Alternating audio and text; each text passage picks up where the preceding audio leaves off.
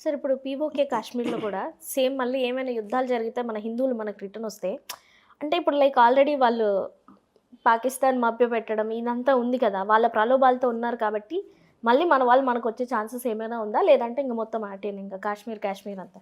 మొన్నటిదాకా నాకు కూడా పెద్ద హోప్స్ లేవు. కానీ నరేంద్ర హ్మ్. మోడీ గారి పాలన చూస్తున్న తర్వాత, అమిత్ షా హ్మ్. గారి తెగువ చూస్తున్న తర్వాత హ్మ్.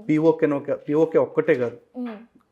వీలైతే బంగ్లాదేశ్‌ని, పాకిస్తాన్ మొత్తాన్ని కూడా భారత్‌లో కలిపేసినా కూడా ఆశ్చర్యం లేదు. ఓహ్! టైం పట్టొచ్చు. హ్మ్. కానీ వాళ్ళు చూపిస్తున్న విజన్ ఏదైతే ఉందో హ్మ్. ఖచ్చితంగా మళ్ళీ భారతదేశాన్ని అఖండ భారతంగా మారుస్తుంది. హ్మ్. సరే మరి అంటే ఎంత మంచి చేసినా గాని చీడపురుగులనేవి ఉంటూనే ఉంటున్నాయి. ఇప్పుడు అవును. ఎగ్జాంపుల్ రోహింగ్యాలు. హ్మ్. ఇవి అసలు ఏమనాలి? అంటే ఎందుకు వాళ్ళని రానిస్తున్నారు? వాళ్ళు ఉన్నా అన్నా కూడా వాళ్ళని మనం పెంచి పోషించడం జరుగుతుంది. మన చట్టాలు గాని, మన లాలు గాని, లేదంటే మన ధర్మకి రిలేటెడ్ వాళ్ళు గాని, ఎవరు వాళ్ళ మీద ఎందుకు యాక్షన్ తీసుకోవట్లేదు? వాళ్ళని ఇక్కడి నుంచి ఎందుకు పంపించట్లేదు? ఉండండిరా, బ్రతకండిరా మాసముద్దు అని చెప్పేసి విచ్చలవిడిగా రండి, రండి అన్నట్టే అనిపిస్తుంది. సేమ్ ఈ దేశంలోకి ఈ ఇన్ఫిల్ట్రేషన్‌ని ప్రోత్సహిస్తుంది కూడా కొంతమంది రాజకీయ నాయకులే. హ్మ్. వెస్ట్ బెంగాల్‌లో కావచ్చు, లేకపోతే అస్సాంలో ఇంతకు ముందు జరిగింది కావచ్చు. ఈ హ్మ్. ఇన్ఫిల్ట్రేషన్స్ అంతా చేసింది రాజకీయ నాయకులే. హ్మ్. ఎందుకంటే వాళ్ళని ఇటు తీసుకొచ్చేస్తే వాళ్ళని ఇక్కడ ఓట్లలాగా మార్చుకుంటే చచ్చినట్టు వాళ్ళందరూ మనకే ఓట్లేస్తారు అని చెప్పేసి. హ్మ్. అక్కడెక్కడో బోర్డర్ స్టేట్స్ గురించి మాట్లాడుకుంటున్నాం. హ్మ్. తెలంగాణలో మాట్లాడుకుంటే ఇక్కడ అరకపూడి గాంధీ అని ఒక ఎమ్మెల్యే ఉన్నారు. ఆయన హ్మ్. గతంలో స్టేట్మెంట్ ఇచ్చాడు. మిమ్మల్ని అందరినీ పాకిస్తాన్ వెళ్ళిపోమంటే మీతో పాటు మేము కూడా వచ్చేస్తాం అని చెప్పేసి అన్నాడు. ఓట్ల అలాగే కోసం మీరందరూ ఇంత ఇక్కడికి వచ్చేస్తే మీ తెగిస్తున్నారా? అందరికీ ఆధార్ కార్డులు, పాస్‌పోర్ట్‌లు, పాన్ కార్డులు అన్నీ వచ్చేలాగా చేస్తాం అన్నాడు. హ్మ్. పొద్దుటూరు ఎమ్మెల్యే రాచమల్ల శివప్రసాద్ రెడ్డి ఒకఆయన ఉండేవాడు. హ్మ్. ఆయన అట్లాగే స్టేట్మెంట్ ఇచ్చాడు. ముస్లిమ్స్‌తో మీటింగ్ పెట్టి మిమ్మల్ని అందరూ సీఏఏ వస్తే పంపించేస్తా అంటున్నారు. మిమ్మల్ని పంపించేస్తే మీతో పాటు నేను కూడా పాకిస్తాన్ వచ్చేస్తా అని చెప్పేసి అన్నాడు. ఈ హ్మ్. తెంగరోడికి అర్థం కావాల్సింది ఏంటంటే ఇప్పుడు ఆళ్ళు పాకిస్తాన్ బానే పోతారు. హ్మ్. ఈయన పాకిస్తాన్ తీసుకెళ్ళాలంటే ఈడు కూడా కింద కోసుకుంటే గాని రానివ్వరు. నిజమమ్మా రానివ్వరు. అవి ఎందుకు కూడా చెక్ రానిస్తారు? చేస్తారా సార్? అని మొన్న పహల్గామ్‌లో చెక్ చేసే కదా! ప్యాంట్లు అంటే ఇప్పదీసాక చంపారు కదా! వాళ్ళు అంటే అదంటే సమ్ కైండ్ ఆఫ్ యుద్ధమా? అదొక విచక్షణ అది యుద్ధం ఇది కాదమ్మా. పహల్గామ్‌లో జరిగింది ద్రోహం. ద్రోహం, దాడి లాంటిది. హ్మ్. కానీ ఈయనే పోతా అంటే వాళ్ళు స్వీకరిస్తారు కదా!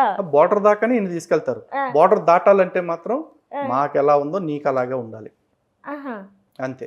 లేపోతే అక్కడికెళ్ళిన తర్వాత కూడా దొడ్లు గడగటానికి వాడతారు తప్ప అక్కడ మళ్ళీ ఎమ్మెల్యేని చేయరు. ఓకే. హ్మ్. వాళ్ళకి క్లారిటీ ఉందమ్మా. హ్మ్. వాళ్ళు ఎంత బలంగా ఉన్నా సరే, ఎంత హ్మ్. బలహీనంగా ఉన్నా సరే, హ్మ్. మతం అనేది వాళ్ళ మైండ్‌లో నుంచి పోదు. పోదసలిది. హ్మ్. పెద్ద వాళ్ళకి ఉగ్రవాదం. వంత పాడుతున్నారు అంటే ఇలాంటి వాళ్ళు వీళ్ళు ఆత్మహత్యకి సిద్ధపడుతున్నట్టు. హ్మ్. వాళ్ళకి వాళ్ళే. వాళ్ళకి వాళ్ళే. హ్మ్. ఆల్రెడీ 'కాశ్మీర్ ఫైల్స్' సినిమాలో చూపిచ్చారు గదా! హ్మ్. పక్కనే ఉండే స్నేహితుడు "నువ్వు దాక్కో, దాక్కో, దాక్కో" అని చెప్పేసి దాక్కున్న తర్వాత బియ్యం డబ్బాలో ఉన్నాడని ఆ టెర్రరిస్ట్‌లకి చూపిస్తాడు. హ్మ్. అంతే. అవును. 'కాశ్మీర్ ఫైల్స్' అప్పుడు కూడా చాలా ఇష్యూ జరిగింది సార్. జరుగుతుంది. ఆ! ఎందుకంటే నిజాలు ఎప్పుడు చెప్పినా సరే, ఆ హ్మ్. నిజాలు కొంచెం నిష్కర్షగా ఉంటాయి కదా! హ్మ్. హ్మ్.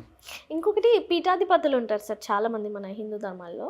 వాళ్ళసలు ఎవరిని టచ్ చేయరు. హ్మ్. అంటే టచ్ చేయకపోవడానికి రీజన్స్ ఏమైనా ఉన్నాయా? లేదంటే వాళ్ళు ఎందుకని అలాంటి డెసిషన్ మా తీసుకోవాల్సొచ్చింది? హిందూ ధర్మంలో టచ్ చేసే స్వామీజీలు ఉన్నారు. టచ్ హ్మ్. చెయ్యని వాళ్ళు ఉన్నారు. హ్మ్. కానీ ఇక్కడ నాకు అర్థం కానిదేంటంటే, హ్మ్. టచ్ చేసే వాళ్ళకి కొన్ని నియమాలున్నాయి. హ్మ్. టచ్ చెయ్యని వాళ్ళకి టచ్ చేయకపోవటం అనేది ఒక నియమం. ఓకే. అవునా? ఈ హ్మ్. రోజున చిన్నజీయర్ స్వామి గారు కావచ్చు, లేకపోతే శృంగేరి భారతీ తీర్థ స్వామి, విధుశేఖర భారతీ స్వామి వారు, కంచి స్వామి వారు హ్మ్. వీళ్ళెవరిని తాకరు. ఎందుకంటే వీళ్ళకి దండ సన్యాసులు కాబట్టి. ఓకే.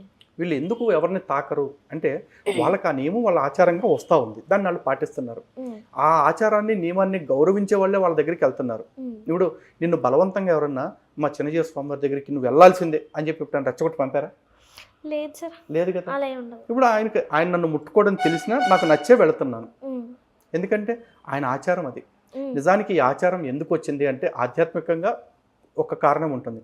కానీ భౌతికంగా ఒక కారణం చూస్తే హ్మ్. ఒక పీఠాధిపతిని తయారు చేయాలి అంటే అది చిన్న విషయం కాదు. ఒక రోజులోనో, ఒక నెలలోనో అయ్యేది కాదు. హ్మ్. సుమారు ఒక 10, 15 సంవత్సరాల పాటు ఆయనకి వేదము, తర్కము, మీమాంస ఇత్యాది అంశాలన్నిటి మీద శిక్షణ ఇవ్వాలి. హ్మ్. అలాగే చిన్నప్పటి నుంచి కూడా ఎంతో కఠోరమైన నియమాలు కొన్ని ఉంటాయి. హ్మ్. వాటన్నిటిని పాటించేలాగా తర్ఫీదిస్తారు. హ్మ్. ఈరోజు చిన్నజీయర్ స్వామివారు లేకపోతే విధుశేఖర భారతి స్వామివారు వీళ్ళు హ్మ్. ఉన్నారు కదా! హ్మ్. వాళ్ళతో పాటు ఒక 24 గంటలు ఎవరినన్నా ఉండమని చెప్పండి. రెండో రోజుకి వాళ్ళు అడ్డం పడిపోతారు. హ్మ్. అంటే ఎందుకని అలాగా? వాళ్ళు పాటించే ఆచారాలు. ఇప్పుడు ఓకే. స్వామివారు ఇద్దరు కూడా ఉమ్, రాత్రి పడుకునేపాటికి 12, 1 గంట అవుతుంది. ఎందుకంటే వాళ్ళకు వచ్చిన సమస్యలు లేకపోతే వాళ్ళకున్న కార్యక్రమాలు అన్నీ చూసుకుని. కానీ తెల్లారి మళ్ళీ ఉదయం 3 గంటలకి 4 గంటలకి మేల్కొంటారు. ఉమ్, మేల్కొని వాళ్ళేమో చక్కగా గీజర్లు వేసుకుని స్నానాలు చేయరు. వాళ్ళు ఒక యతి సంప్రదాయానికి అలవాటు పడిపోయిన వాళ్ళు. ఉమ్, వాళ్ళు అంత కఠినమైన నియమాలు పాటిస్తూ ఉంటారు. ఆ నియమాలు ఇప్పుడు ఏ చర్చ్ పాస్టర్ కన్నా ఉన్నాయా? ఏ ముల్లాకైనా ఉన్నాయా? ఉమ్, ఎవరికీ లేవు. కాబట్టి వీడు ఎట్టైనా బతికేస్తాడు, ఎవరినైనా పట్టుకుంటాడు. ఉమ్, వీడు అందుకే చర్చకు వచ్చి పెద్దాన్ని పట్టుకుంటున్నాడు కదా, అక్కడ పడితే అక్కడ ఆయింట్మెంట్లు రాస్తానని చెప్పేసి. వాడికి నియమాలు లేవు కాబట్టేగా. కానీ స్వామీజీలు అలా ముట్టుకోకూడదు. కర్మగాలి స్వామీజీలు ఎవరినన్నా ఒకవేళ పొరపాటు ముట్టుకుని అమ్మ అని చెప్పి నెత్తి మీద చేయబెట్టి ఆశీర్వదించారనుకో, వెంటనే ఆహా స్వామీజీ బాగానే చేస్తున్నాడే అంటారు. ఉమ్, అసలు ముట్టుకోవటం ఎందుకు, విమర్శలు తెచ్చుకోవటం ఎందుకు? ఉమ్, అవునా?